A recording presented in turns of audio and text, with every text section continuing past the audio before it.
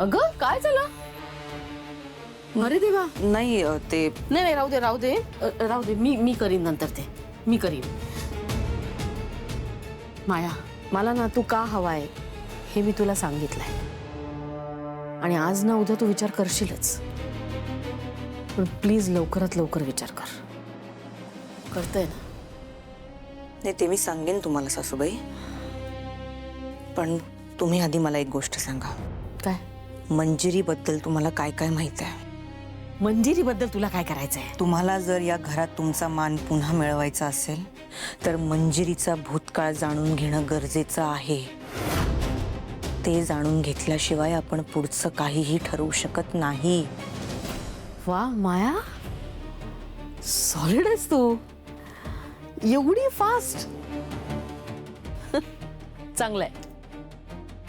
काही नाही ग, मंजिरी कुठून आली कोणालाच माहित नाही आणि तिने दादाला जे काही सांगितलंय तेच आम्हाला सगळ्यांनाही माहितीये. हा, पण मीराचा बाप इथे आला होता तेव्हा तो मंजिरीबद्दल जे काही बोलला ना तेच मला खरं वाटतंय. भले ती कितीही नाही म्हणत असेल तरी मी ओळखते ना कोण खरं बोलतंय कोण खोटं बोलतंय. सगळं कळतं मला. माया, तुला बेल मिळाली खरी, पण मला माहिती आहे अंबिकाचा खून तूच केलायस. तुम्हाला फक्त अर्ध सत्य माहिती. म्हणजे अंबिकाचा खून जरी मी केला असला तरी तो खून करायला मला मंजिरीने सांगितलं होतं.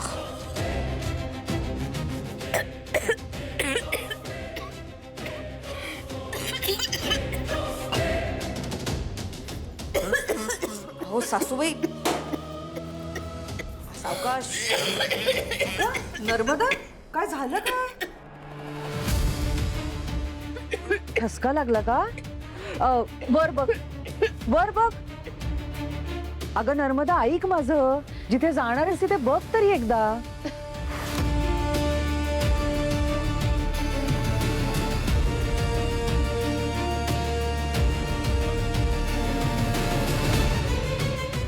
बघ, बरं वाटलं की नाही?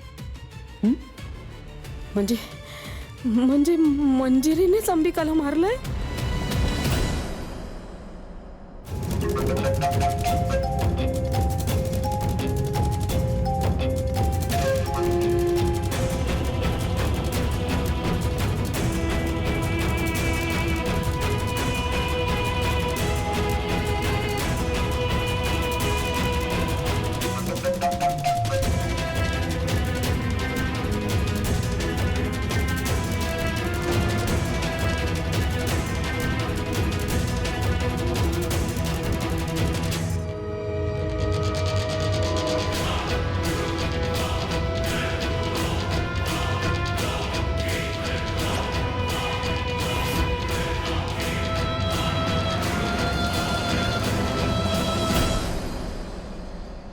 बाबा,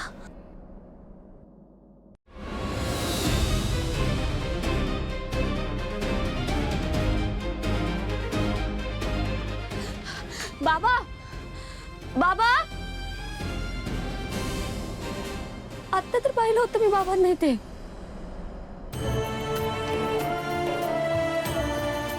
नाही, मला बाबांचे भास होत आहेत का?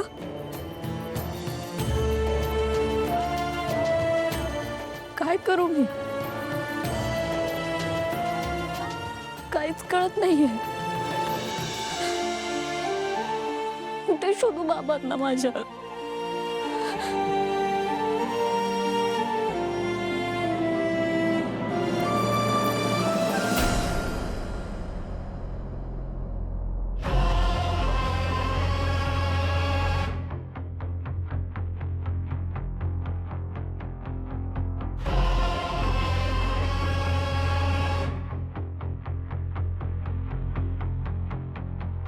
माया,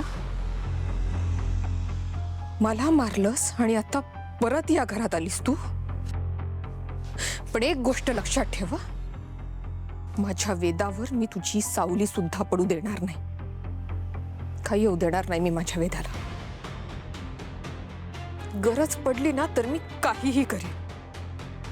माझ्या शक्तीच्या पलीकडे सुद्धा जाईल. राधा, जेव्हा सत्य तुझ्या समोर उभं राहील तेव्हा तुझ्या रागाचं रूप काय असेल, तेव्हा मंजिरीचा नाश करशील का तू?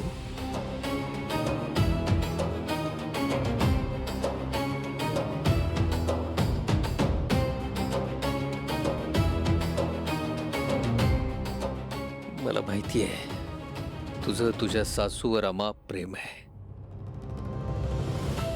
खरं तर प्रेम करणं, जीवापाड जपणं, एखाद्यावर विश्वास ठेवणं हीच तुझी जमेची बाजू होती ग. तुझा आत्माच प्रेमळ आहे. लहानपणापासून खूप भोळी होतीस तू, खूप साधी होतीस. आणि म्हणूनच आजही आत्मारूपानं वावरताना देखील तू तशीच आहेस. मृत्यू स्वभाव बदलत नाही हे खरं आहे. देह जातो पण गाभा तोच राहतो.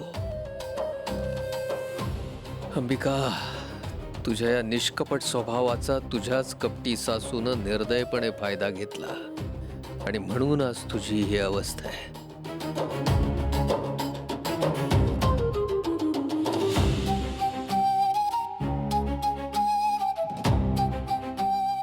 मला आता तुझा राग सुद्धा येतोय, पण त्यात तुझा काहीच दोष नाही ना. आता योग्य वेळेची वाट बघणं एवढंच हातात आहे.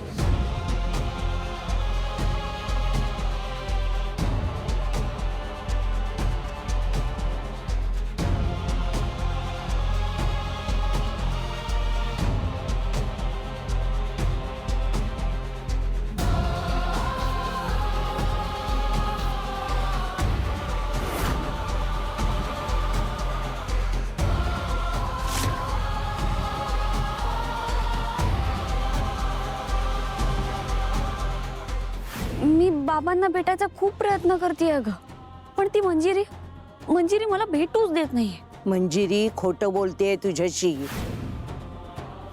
डोळ्यासमोर असलेली गोष्ट सुद्धा कधी कधी दिसत नाही. आजीला नक्की काय सांगायचं होतं? बाबा जवळ आहेत माझ्या. म्हणजे नेमकं काय? तो शिवना तिथून निसटला, पण दुसरीकडे कुठे न जाता तो तुझ्या आसपास आहे, तुझ्या परिघात आहे, तुझ्यावर लक्ष ठेवून आहे. शिवनाथ जवळच आहे. मार्जारीला मिळालेला संकेत खोटा असू शकत नाही. याचा अर्थ तो घरातच आहे.